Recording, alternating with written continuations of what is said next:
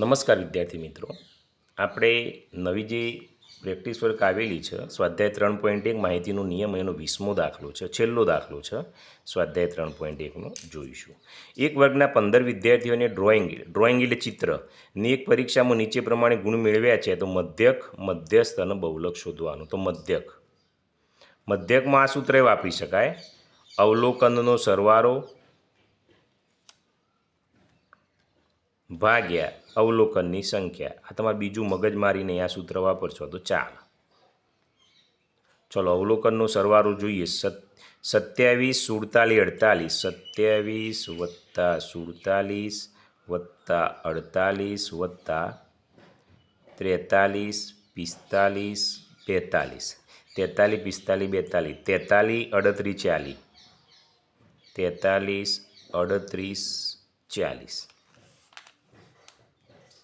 કોઈ રહી ના જાય, ખાસ જોવાનું. 43, 38, 40, 37, 38, 36, 37, 38, 36, 38, 38, 35, 43, ભાગ્યા કેટલા થાય છે જો 1, 2, 3, 4, 5, 6, 7, 8, 9, 10, 11, 12, 13, 14, 15. અને અહીં 15 વિદ્યાર્થીઓ આપેલું છે એટલે આપણે સાચા છીએ. બસ આમનો સરવાળો કરવાનો અને ભાગાકાર કરવાનો છે. એ બહુ થોડું અઘરું છે. ચલો, જેને પાછળ સીધો ના ફાવતો હોય પાછળ કરી શકે છે. હું ડાયરેક્ટ કરું. 3 ને 5 8, 8 ને 8 16, 16 ને 6 એટલે 22 ને 8 30 ને 37, 37 ને 8 45, 46, 47, 48, 49, 50 ને 55, 56, 57, 58 એટલે 66, 66 એટલે 73, 73 અને 7 એટલે 80 ની 0 વધી 8 આવી. 8 ને 4 12, 13, 14, 15, 16, 17, 18, 19, 20, 21, 22, 23, 27, 27 ને 4 31, 32, 33, 34, 35, 36, 37, 38, 39, 40, 41, 42, 43, 44, 45, 46, 48, 49, 50 ને 4 54, 55, 55, 56, 57, 58, 59, 60, 600 આવ્યા. બસ તો છેદ ઉડી જશે. 15 ચોક 60 અને આ મીંડું તો 40 આવ્યા. શું હતું?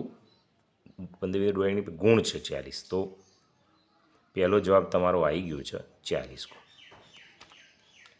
હવે મધ્યસ્થ શોધવાનો આવ્યો, બરાબર?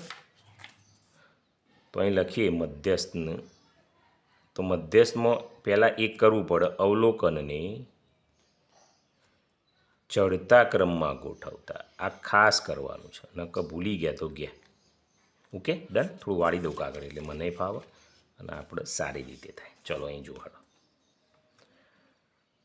ચડતા ક્રમમાં સૌથી નાની જુઓ તો અહીં 27 છે, પછી કોઈ નથી, 27 જ છે તો 27. ચલો, એના પછી જુઓ તો 27 પછી અહીં 37 છે, અહીં 35 છે તો 35,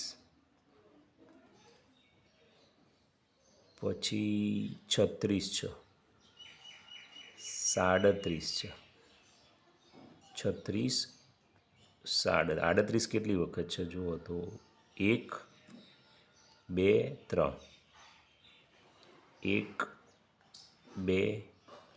2, 3,